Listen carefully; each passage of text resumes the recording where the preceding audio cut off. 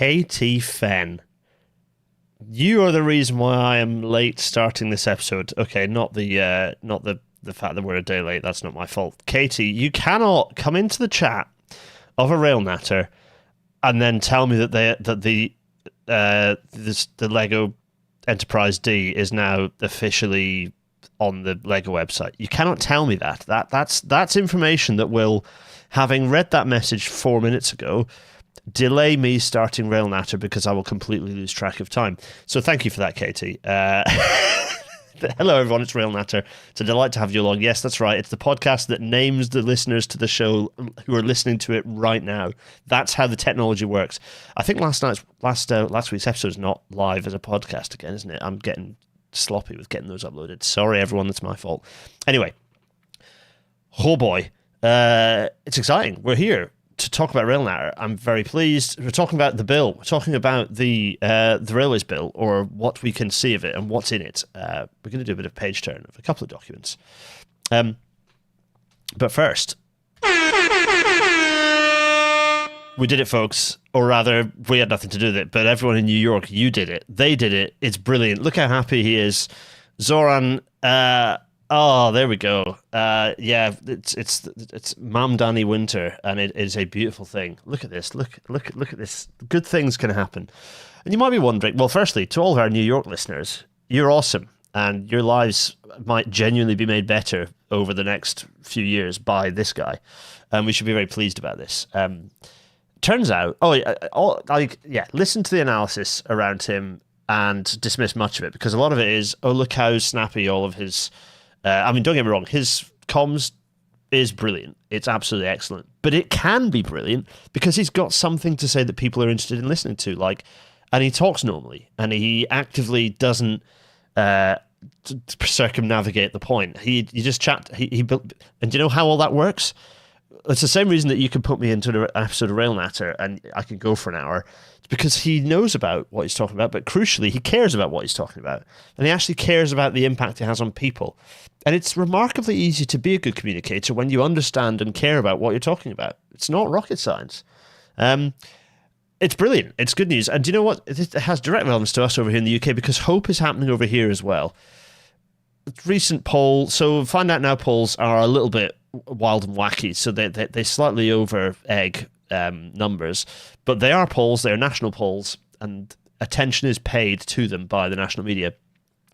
The Greens are now polling in second, and not just slightly in second, but Labour are now in fourth, and the Greens are 2 points ahead of the Conservatives. So this is good, and I kind of want to reinforce this point on a double level, because it's not so much the absolute position on a poll-by-poll basis that's important. It's the fact that if we trace the Greens here from the beginning of the Zach Polanski era to the now part of the Zach Polanski era, you'll see that the Greens have climbed and climbed and climbed and continue to climb. Meanwhile, Reform aren't doing that. They're bouncing along. They've saturated their ability to absorb potential voters. This is where opportunity lies. So, yeah, hope, folks, hope. And we should be excited about hope. Hope is what we can get a grip of and remind ourselves. It's not that we rely on hope, but hope can shake us out of our misery a little bit and get us running at full speed towards actually doing things. Talking of doing things, thanks to all my lovely Patreon supporters, you are what allowed the episode to happen. £5 and above gets you all the good exclusive stuff. But thank you for supporting me and allowing Rail Natter to happen. Everyone, welcome to tonight's Rail Natter.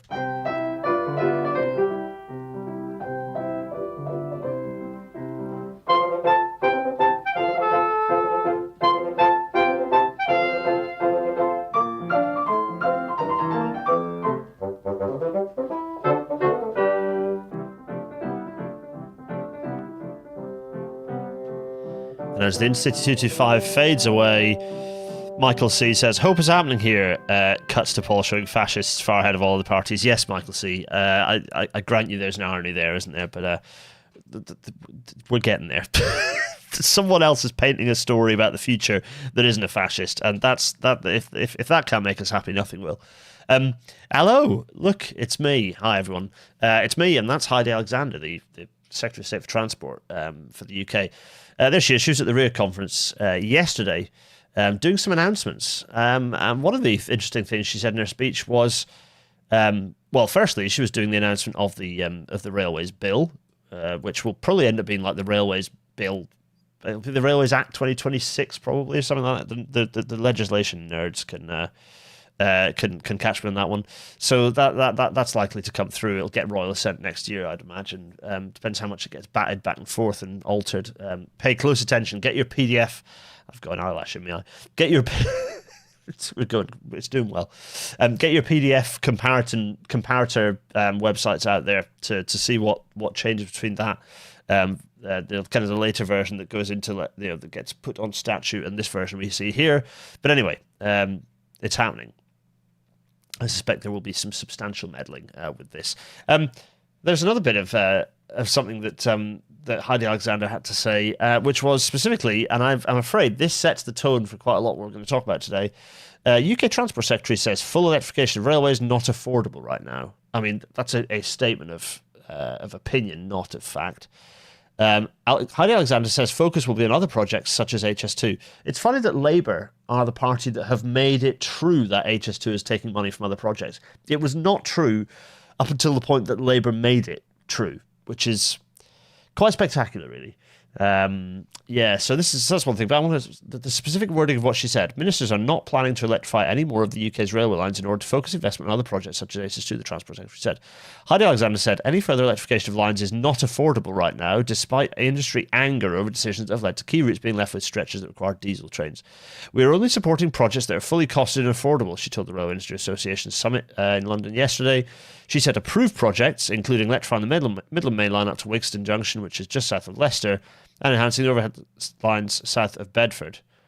That's an unfinished sentence, but anyway, maybe she approved them. I mean, which she didn't, because they're all both from the previous government. Maybe those are the ones that are going to progress. Anyway, that's a bad FT. Do some more editing. It's like exactly as Antti Muon is saying. You are the government, and you can afford whatever you want. That's how that works. And for the person who watches these and gets annoyed that I do MMT stuff, this isn't MMT stuff. You don't have to be an MMTer, even if MMT is a far less mental way of describing the economy than current dogma.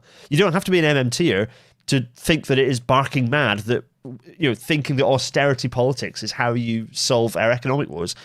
Britain is in a productivity crisis because we don't invest in our major infrastructure, of which transport is top of the list. Spectacular. Anyway.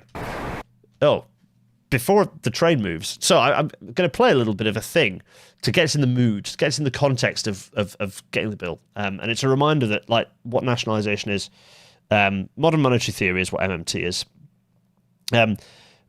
People want me to clarify what an MMT is. What is an MMT? It's a large monkey. It has a very, very long tail, and it's got a cheeky little grin. Just Google it. Yes, so...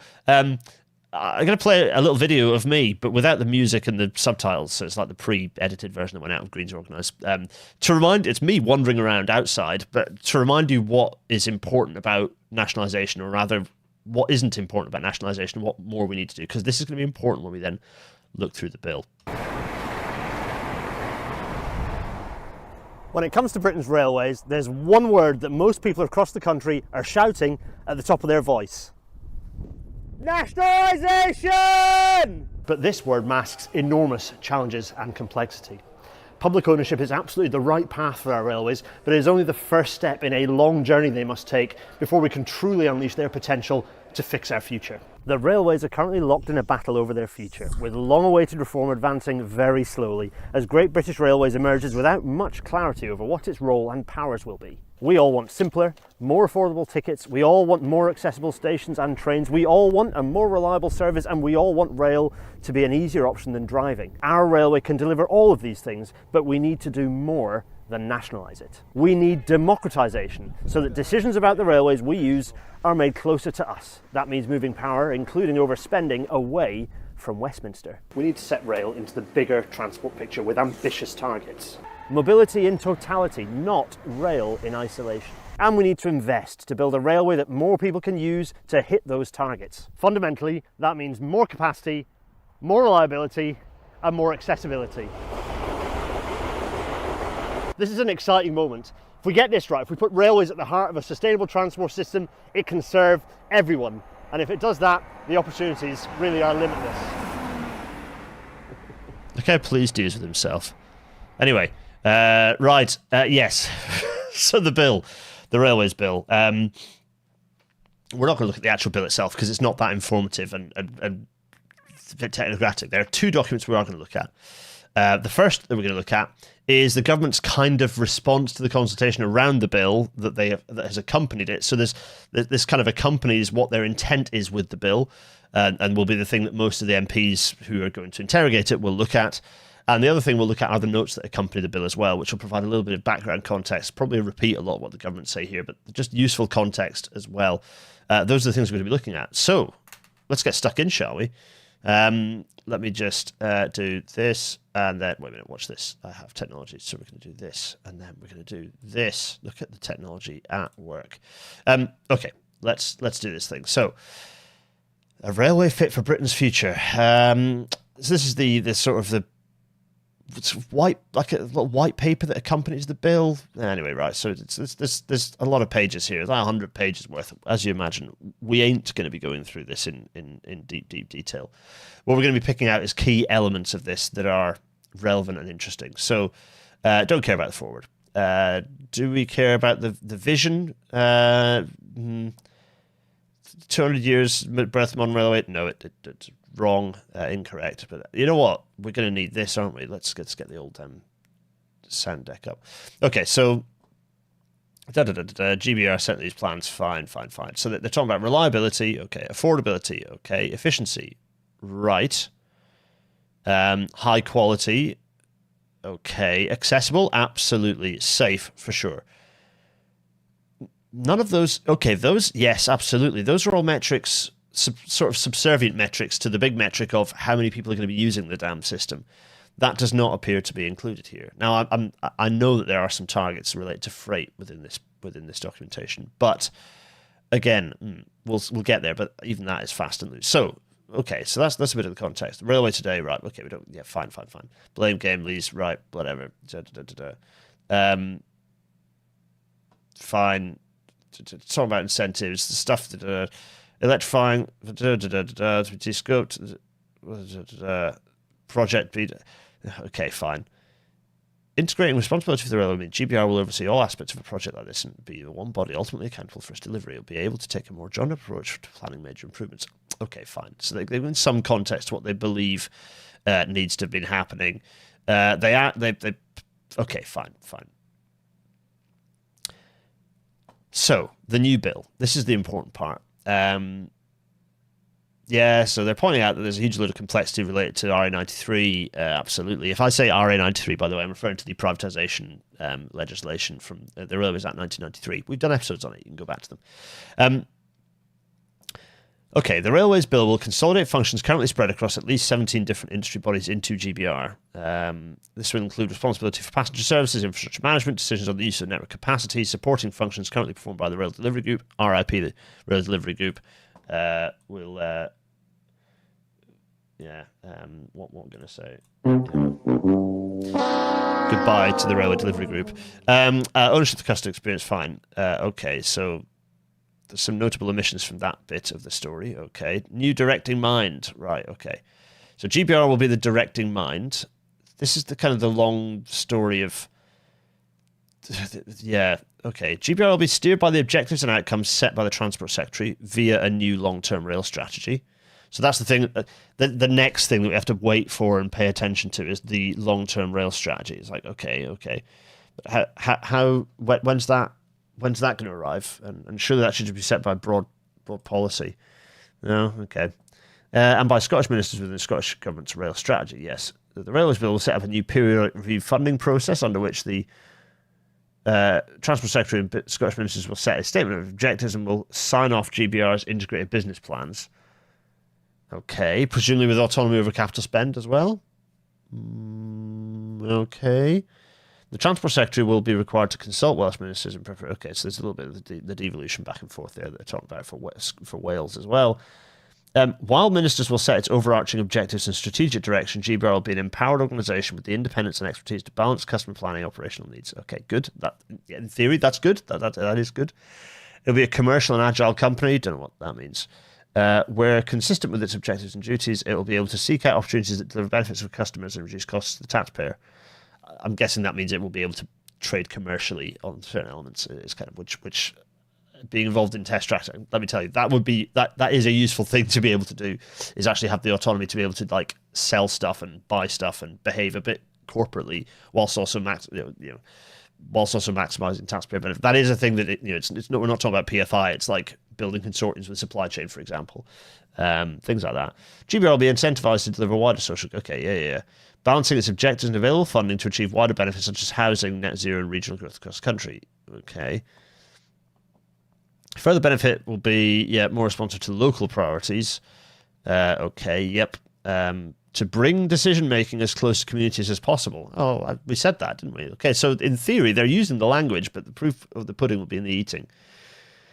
It's going to work with mayoral strategic authorities. Okay. Yeah. Integrate and track and train locally. Okay, so GBR will be structured to focus on delivering for its customers locally. Business units. Oh, wait a minute. This is looking remarkably sectorized. Business units will be the powerhouse of the organization, bringing together today's infrastructure management functions for Network Rail and passenger operations currently led by TOCs into a single local team. So, how's that going to look then? Because there are quite a few TOCs. This isn't necessarily distinct from the proposals we came up with and what we thought was the right model way back, so long as you get the right balance of centralization and devolution. The thing they mustn't do is undo the balance. Like Network Rail's devolution agenda was a bit of a mess. There were quite a lot of negative side effects, and I have to say, a diminishing number of positive ones from devolution, the devolution agenda within Network Rail, and that's being unpicked in a few places. Let's hope that doesn't get reversed again as part of this splitting up. So let's see what happens. It does make sense to align into these business units. It'll be interesting to see what that structure is and how they relate to long distance, regional, and crucially urban mobility as well. Someone's saying the IBUs will be around long term. Assume they're a halfway house thing. Yeah, well, let's see. I'd rather we have a system and then modify it rather than hold ourselves to it, which is one advantage of this process, is that privatization had to sort of be the way it was and constantly was being refined, but really was aimed for self-destruct, whereas this just isn't necessarily. But tweaking is a thing that could be done, so long as you get the right objectives. And ideally, you'd empower GBR to make those changes itself without it having to go through legislation again. But anyway, okay, so GBR will be accountable for performance. Yes. Streamline regulatory framework. License will be independently enforced by the OR, so the OR will still be there. I have to say, lots of elements of that I don't see the point of, but anyway. The OR could have a role if it was stepped out to pick up overall transport, and could be the body that regulates and holds transport authorities to account for achieving, I don't know, modal shift targets. That could be an interesting role for a reformed OR, but anyway, among others. Okay. Yeah, we are clear that getting the best use of the network must be driven by the people who own and maintain it, those who can prioritise and adjust capacity in the best interest of all users of the railway. GBR will take on the decision-making responsibilities of overseeing access. So basically, it'll be taken away from the OR. And then create the OR. So the OR will stop being able to say yes or no to open access. That'll go to GBR, which is the right thing to do. OR will then become an appeals body. So if first group, basically, OR will become the first group appeals office. And that makes some sense, I suppose, as this sort of, if we're going to continue to have open access in that way. And also relationship with freight, because that freight essentially acts as open access. So that makes some sense to position the OR in that way. Okay, fine. Okay, yep, actually creating GBR. GBR will be a new organisation with a new culture and mindset from the very beginning. Derby will become the heart of our rail network as the home of GBR. Yeah, it remains to be seen what exactly that will look like. Okay. Yeah, I mean, arguably, Derby makes some sense in terms of the connectivity in all directions. That there is some sensible, there is some sensibleness to that. Fine. Sunny Barbados. Everyone will get used to Derby and travelling to Derby, which is fine. Putting passengers back at the heart of our railways. Fine. I have to say, it's not that I don't care about this stuff, but it's less critical to the structure overall, so I'll jump over that. Likewise, the fares and ticketing stuff, it's not that it's not important, but I'm probably going to jump over it because it's its own episode, frankly. The fares and ticketing I'm going to jump through. Accessibility, however, is critical. So let's see. Recognize the importance of an accessible network. Okay. And it's clearly named accessibility as one of the 6 key objectives of the railway. Sure. Disabled passengers are key priority within this. Directly felt. Yep, absolutely. Easy to deliver consistent, simplified fares and ticketing for disabled passengers. I mean yes, but that. Okay.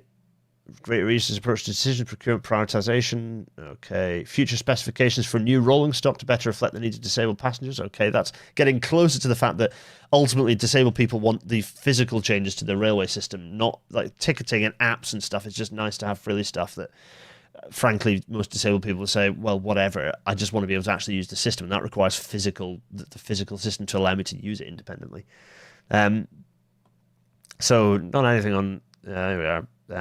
Taking a whole system approach to station management, delivering upgrades and enhancements across both track and train, GBR will be able to utilise resources more efficiently, removing the barriers faced by disabled passengers, and delivering on accessibility objectives more effectively than under the current fragmented system. That's correct, yes. These integration benefits and accessibility improvements will make the railway easier to use not only for disabled passengers but also for groups such as passengers with reduced mobility and the elderly.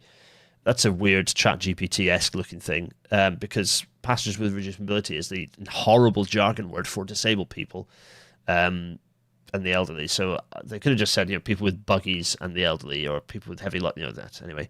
Furthermore, our commitment to ensuring there will be representative on the GBR board responsibility. Okay, fine. Legislative foundation for this accountability. It'll include a passenger and accessibility duty in primary legislation, which is a roll forward again from a roll back that happened under Hendy. Heidi Alexander has stepped forward and pulled that back to being a statutory duty, which is a very important, big win for various campaigning bodies, including the ABC, the Association of British Commuters. Good work to them.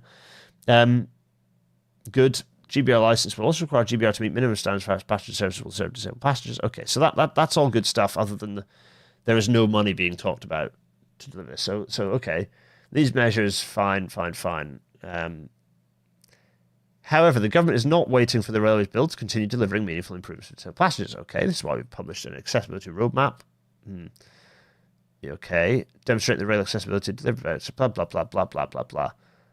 Key activities and deliverables that are already underway, such as the Access for All program, which has delivered over 260 additional step-free stations. When? Over what period? With more underway. 50, all of them in a sort of seeming limbo without actually being delivered. Where's the cash to provide that? Nothing? Okay. A financially sustainable railway. Oh, God, here we go. This is... Do you have an objective? This stuff is important, but only to serve the objective. So if you can't do the objective last, the objective has to come first. This is why this is going to be a recurring theme here, is that the objective is the thing that has to happen first. Only knowing what the objective is, what are the railways for, what are they supposed to be doing, and how do they fit into the overall mobility picture, can you then determine what efficiencies need to be doing? Because efficiency without a purpose is just austerity, and we've already seen what that does. It just destroys either countries, industries, companies, and so on. So, yeah, I agree that streamlined incentives, integrating the system is sensible, but you have to have the objective. Long-term confidence. Oh, okay, interesting. Government recognises that certainty of funding is key to driving growth, better efficiency, value for money. Okay, yep. Having a tried and tested financial framework is good. Okay. This is why the government will retain many of the benefits generated by the established PR processes by taking what works from this current process and adapting it for the publicly owned integrated railway that GBR will direct. Doing this will reinforce confidence in GBR's financial sustainability. Wait a minute. PR. What this specifically? Go on. What's PR?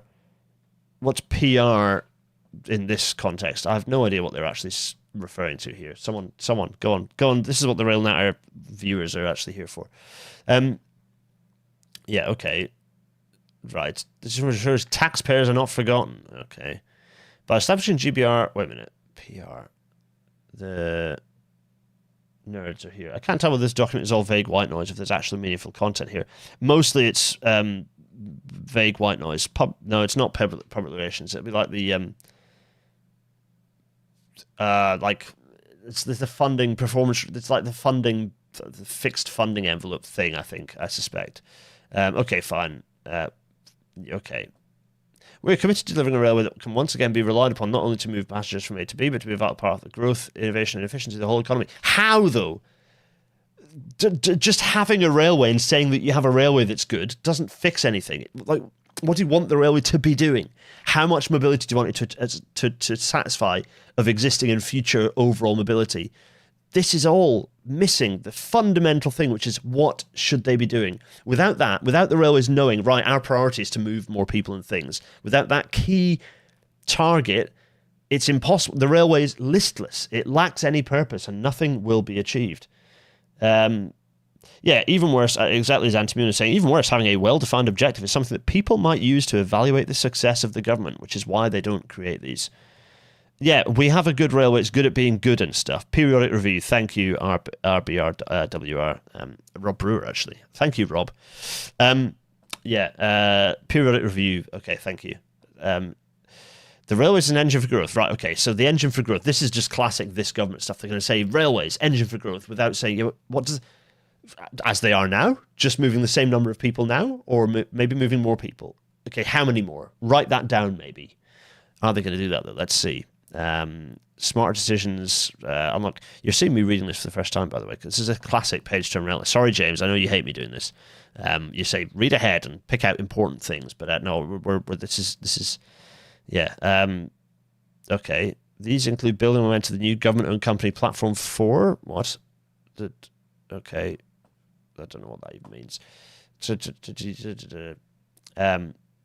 GPR's ability and remit to break free from the short-termism today's system incentivizes will deliver stability and confidence to investors, making it easy to introduce innovation and seizing opportunities as they emerge. I mean, that's not true, but look, you're missing out on what's the objective here. The government's reforms will put industry experts in the driving seat, grow a diverse skill workforce, and unlock the long-term strategic leadership the whole sector agrees is desperately needed. Yeah, I agree with that. But you need an objective. You need what's the purpose of the railway? For the rail sector, the benefits could be substantial, with partners from the freight supply chain and open access benefiting from GBR's rail demand. Yeah, sure. Rail freight. Okay. Huge economic environmental potential of rail freight, yes. Let's read through here. Are we going to see a target? Recognise this vital contribution. Railways Bill will apply a statutory duty to GBR, the ORR, the Transport Sector Disclosure Measures to promote the use of rail freight in Great Britain.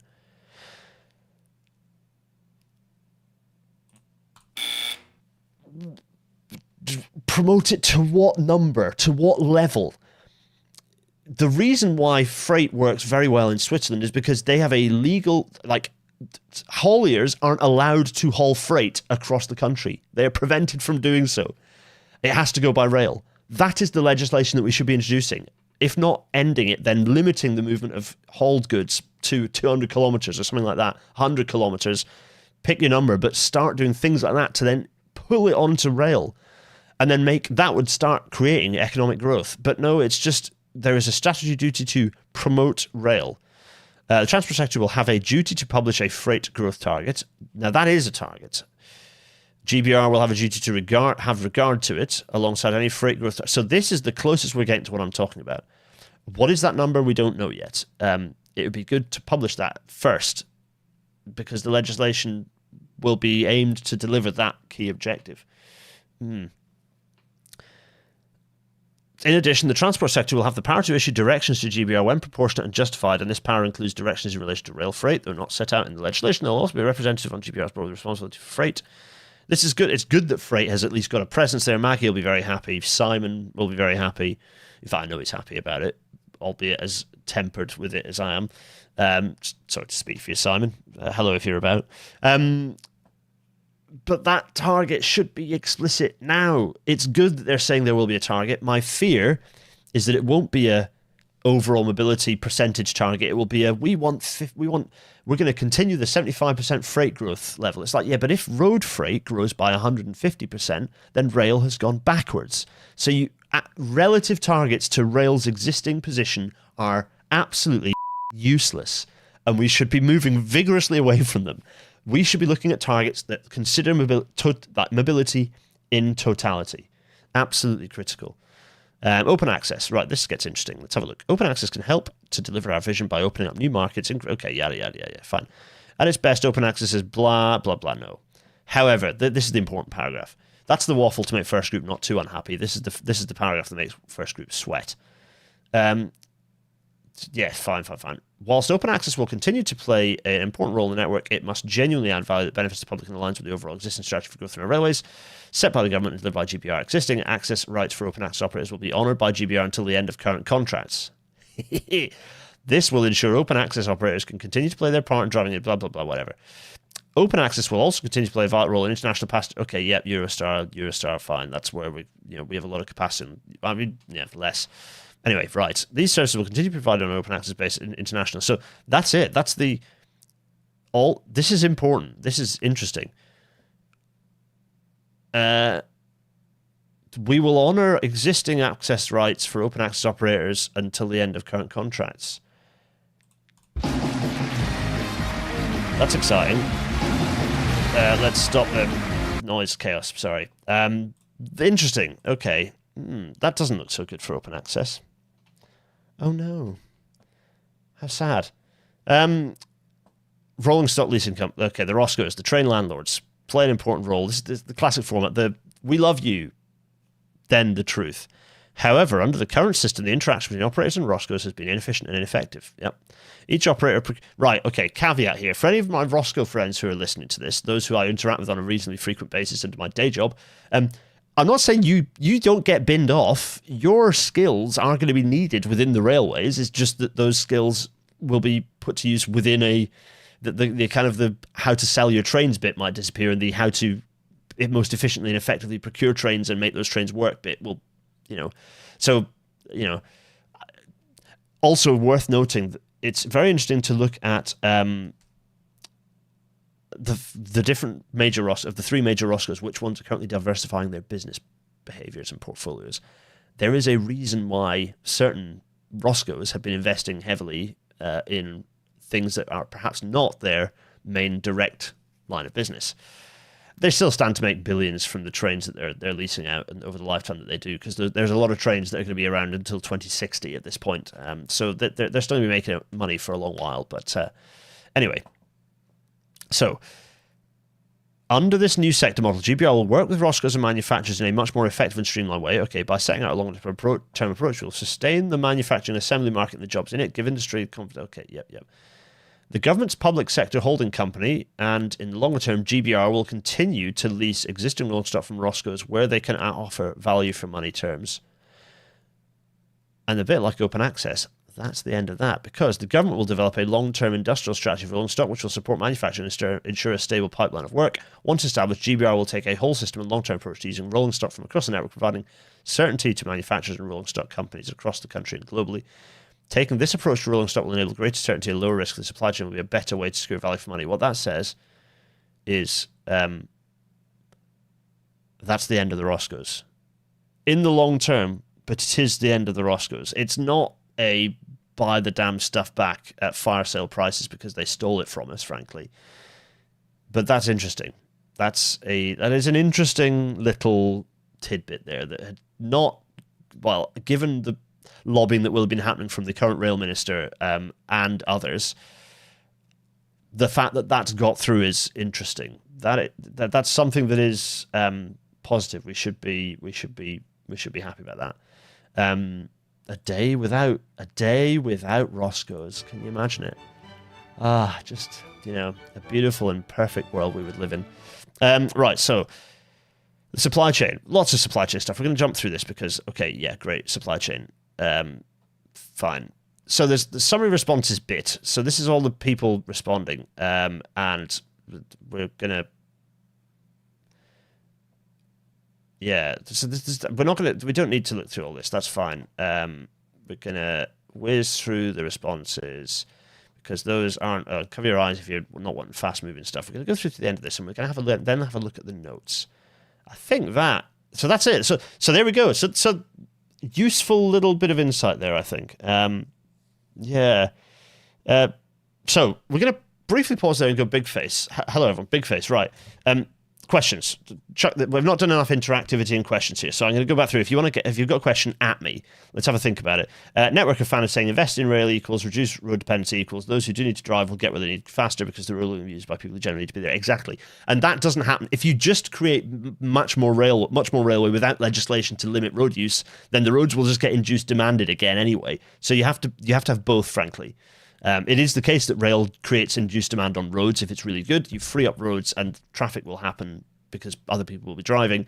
Well, then you limit that with legislation and with things like punitive measures to reduce road usage and make it more of a pain in the backside to drive. Open access have a use in showcasing routes left out by the state that should and eventually will be run by the state. Yeah, exactly.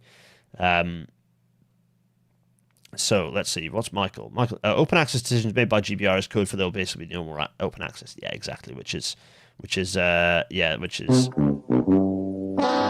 shame. What a shame for them. It's so sad for them.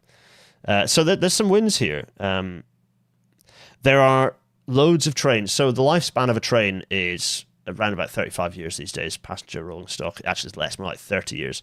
So 30 years on 2025 is 2055. So it's going to be the best part of until 2060 that the Roscoes will still be around making money. So it's not the perfect, it isn't the perfect we've got rid of them yet type situation, but it is progress.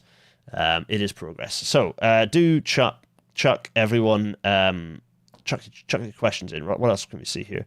Platform 4 is house building organisation hoping to build on excess railway land. There is no excess railway land. Keep all the railway land to be railway because we're going to need more railway. And until we know how much more railway we need, why are we selling off land that we might need to make more railway? Okay, so that was that document. Let us now look at the notes that accompany the bill. I suspect these will be fairly quick to go through because will echo a lot of what we've just looked at, but there'll be some new stuff in there, hopefully. So that should be interesting. We're going to have a quick flick through that before the end. I wouldn't be surprised if Roscoe's owned stock are going to be replaced faster than they should be. Yeah, let's see. We're the 6th richest country in the world, but somehow we can't afford basic services like railway network. Yeah. When people say there isn't enough money, remind them that they're speaking absolute opinionated bunkum. There is plenty of money. We're an incredibly rich country. The problem is that all that money is somewhere else. it's elsewhere. It's where, and also we decide to do this stuff. If you invest in infrastructure, that money comes back.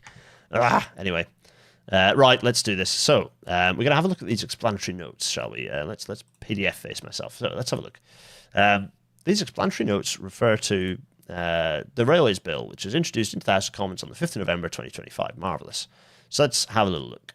So this document is going to go through there's a bit of policy background, which we can ignore, legal background. There's the devolutionary stuff. Commentary on provisions, yes. Financial implications of the bill, we can have a little look at. Okay, so let's do this. So we don't need to really dwell on the context because we all know this stuff. We know about the establishing GBR. Functions, duties, and strategies. Okay. Functions we kind of know, but we've done this before, haven't we? With like the outlined version of this, didn't we? We kind of looked at this. GBR's general duties are also set out on the face of the bill. These set out the consideration GBR must take into account when it carries out statutory functions. Okay, duties include acting in the interest of passengers, including passengers, promoting high standards of rail performance, promoting freight and the public interest. Okay. Just going to pause there. You'll notice we could be promoting passenger rail usage. It's explicitly not the case. Oh, these aren't. I'm not pandrel clipping any of this because this isn't a report per se. These are like notes around. I'm not pandrel clipping this one, Peter Murphy.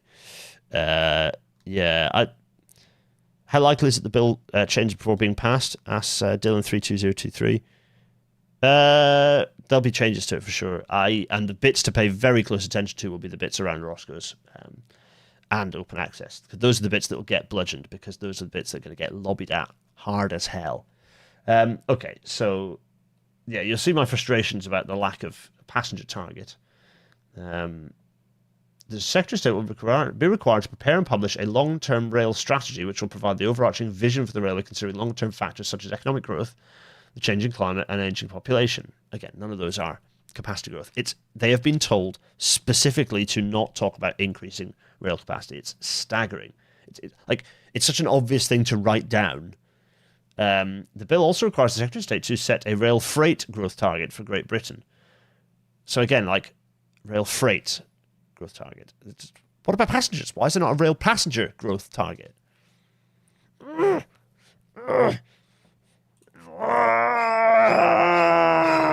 Anyway, so there's some interesting little things in here to pay close attention to, which is the relationship, the things that could be hijacked to set a passenger growth target. The relationship between the devolved and central authorities, so Westminster and Scotland, for example, is interesting to see how that works. So a Great British target and how that cascades down, just as we talked about. The UK sets a target, and then the devolved authorities decide how to implement that target and potentially to better it. Capacity improvement should be a positive driver. Yeah, they are a positive economic driver. They've been told not to. The trouble is, increasing capacity requires investment, and treasuries say no. Business plan and funding, GBR. Okay. At present, the periodic review control periods is the 5-year ORR run process through which Network Rail's funding is determined. Yes, so the control periods will stick. They'll retain the principles of this periodic review process, but updates it to work for GBR. So, account for the fact that there will no longer be access charges through GBR train services. Yes, the funding review process in the bill is that first, the ORR will set the timetable and deadlines. Secretary of State will then issue a statement explaining their objectives for the railway and an estimate of the funds they will provide GBR to run it over the subsequent 5-year funding period. ORR will be consulted to provide their assessment whether the funds and objectives are aligned. I mean, that all makes some sense so long as the right objectives are set. That's what I've talked about needing to be done, preferably over a longer time period, but fine, And practical, GBR will then produce a business plan in response. The thing is, if it's just be efficient, it's impossible to create a viable business plan that refers to that. Noticing the rail strategy also doesn't include any mention of actual plans, just an overarching vision. That's okay. That's all right, so long as GBR are empowered sufficiently and then have the strong relationship with the devolved regional and combined authorities and urban authorities to do what they ask to be done in terms of capital investment in the aim of delivering the improved percentage modal shift or percentage growth. The last bit is the bit that's missing, is that there is no actual specific target of growth. So I don't mind that specific plans aren't talked about at this strategy, albeit that things like high-speed rail do need to be done at a strategic level, but even that should be done by GBR. GBR should decide what that looks like, ideally. The trouble with that, though, however, is that GBR are going to be formed mostly of, or indeed entirely of, people who are in a world where growth was not ever something more than fractions of a percent. And in terms of Network Rail was never had a natural fit with enhancement projects. Like, they were always half given to Network Rail and then taken away again. So Network Rail's never really been an organisation that's had, and we've had, as an organisation, they've had MVP battered into them over the last few years. So it's not an organisation culturally that's capable of thinking about major capacity improvements long term, excepting the system operator has plenty of people within it who do write about how you achieve more substantial growth. It's just that the documentation they put together would often just end up getting ignored. Mike's saying, all this talk about growing freight is there even the capacity in the network to do so? Well, again, capital investment. There aren't any. Scotland and Wales. So devolution is a really important part of this. And in a way, there's a whole episode to look specifically at the devolution element of this story. I'm going to accept that it's, given that we've looked at the white paper, I'm going to accept that there is reasonable alignment between those. Although I think as we go through, we'll probably need to pick up elements of this in more detail, and probably pick up bits for set short bits of episode or full episodes. To look again, I expect there'll be another episode of this where we look at some of this in more detail. There'll be revelations or people discussing it and analysing it more, and we'll pick through more of that as well. Fares, ticketing, retail, okay, yeah, fine. That's not so important to I think passenger watchdog. I mean, it is important. Obviously, fares are super important, but I'm jumping over it because it's something that comes in after. It's a bit of a Anyway, access regime. Access refers to the question of who has a right to run. Okay, fine. Let's see what it says. Whichever services offer the genuine best value proposition for the passenger, public, taxpayer, according to the criteria in the duty, should gain access to the track. Right. So. Okay. Or I'll retain an independent... Okay, right.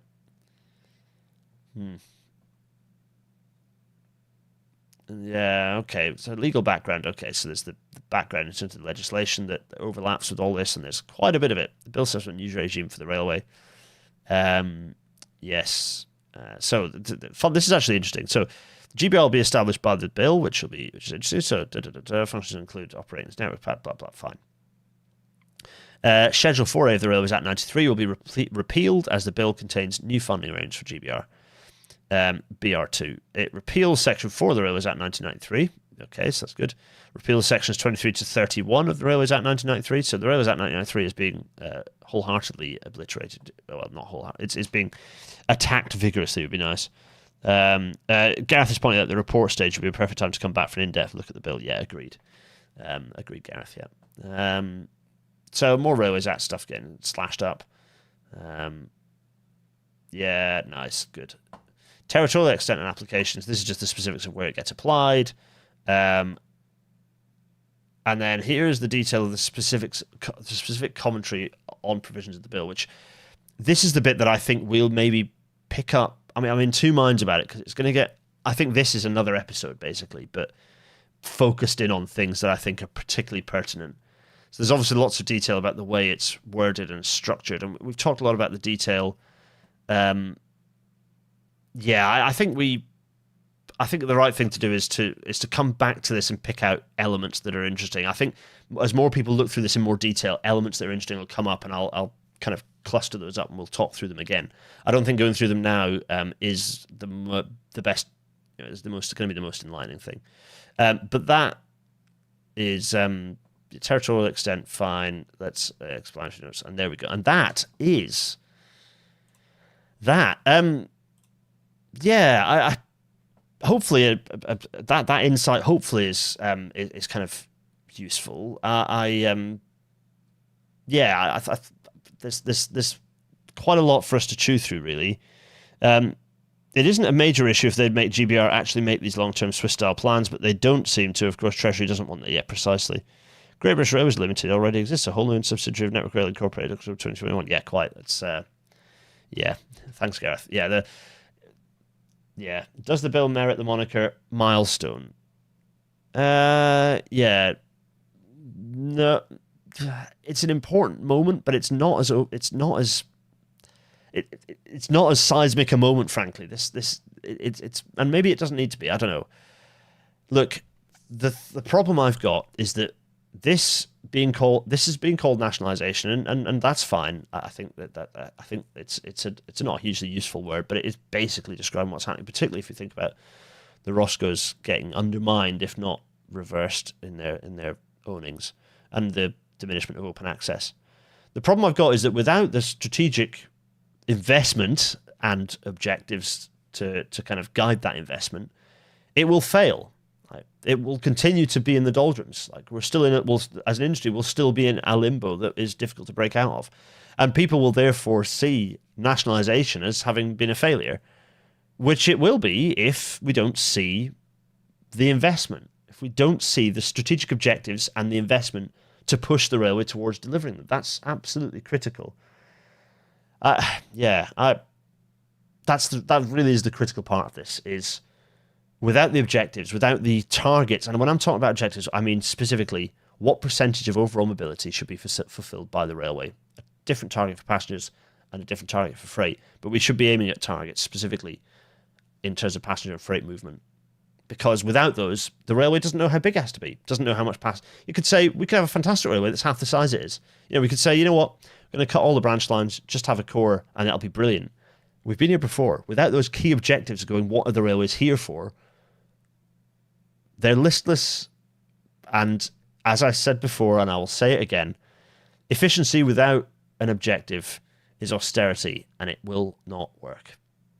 Very briefly, the bonus episode from last week that didn't work because my internet cut out at exactly 21:30. No jokes. We're gonna come back and we're going to have a look at it because there is the Green Gauge 21 report that we're going to flick through. That'll be fun. Very briefly jumping back to Big Face because what's kind of fun is that, so Network of Fan is saying, according to General on the Move, Northern is still terrible despite being nationalised for 5 years. Yeah, quite. And communicate it properly without red tape. Okay, sorry, yeah, I'm jumping around. Mini Hido, I've missed the first part. I thought it was odd who led GBR initially. It's not very objective. Well, yeah. Michael C is saying, HS2 will fail without long-term thinking. A joined-up plan, who wrote that, is just as applicable to the nationalised railway network as a whole. Absolutely, yeah. Northern is slightly better than it was, but yeah, nationalisation is not a panacea. See also my wee short. Hashtag not just nationalisation. Things of this nature. Jack Elliott, the bizarre hello Jack, by the way, lovely to see you back. The bizarre reality of the government pushing GBR whilst not bothering with HS2, which could make GBR in the minds of the public a success, by doing the easy win of reducing fares by upping capacity. Quite. Yeah. Anyway, I have a thing to say, which is... you should all go and listen to the FAB podcast. I've been on it again, this time talking about episode 3 of Captain Scarlet. Watch Koch brothers get obliterated by a giant truck. It's all good stuff. Yeah, I had so much fun with Tom, with Harry, and with Moira. I would strongly recommend you go over there and give it a listen. It's a wee podcast that deserves some love. Very much in the image of Kill James Bond. They're an absolutely lovely bunch. Go and show them some support if you want a bit of fun stuff to listen to. They've done all the Thunderbirds episodes now, and they're just a delight to listen to. They've got their own systems for categorizing episodes. It's tremendous fun. Yeah. Carl's Gameport, they got so used to not mentioning capacity when talking about HS2, they forgot to mention it in the GBR stuff too. Nerdian is saying, are they on YouTube? No, but you can go to Spotify is the best place to go find them. But they're in generally, I think they're in most good podcasting locations, to be honest. Right. At which point it only remains for me to vigorously wave and say, everyone, thank you. Do they cover Stingray? They might eventually. They've done Thunderbirds. They're doing Captain Scarlet. I've no doubt they're going to do everything within the wider Jerry Anderson expanded universe. So they'll get there. In Adorable One, extremely specific thing. I realised recently, but the likely new Dutch PM is a former ProRail employee. Can't wait for him to do absolutely nothing useful for the industry. Yeah, yeah, exactly. Actually, that's saying in Adorable. YouTube's changed stuff again, so no longer are your names appearing, but it's your handles appearing, which means that I'm like, Ina? I might be Ina. If it is, hello. Anyway, yes, no, fine. I'll see you in a short while for the bonus, but in the meantime, everyone, you take bloody good cares of yourselves, and we'll see you next week. What am I doing next week? Next week, we're going to have some fun. We're going to be looking at why bus privatization is brilliant, why bus deregulation was brilliant, and why it'd be a disaster to re-regulate the buses. I thought we'd need some entertaining, so we are going to pick up an old IEA report from like 10 years ago or 20 years ago maybe even, that says how it's bad to, how much it'd be dangerous if we undid bus deregulation. That's going to entertain us all. We're going to be laughing, we're going to be hooting, we're going to be hollering and having so much fun. We're going to talk about buses and how stupid the IEA are. Hold on to your hats. Cheerio, everyone. Cheerio.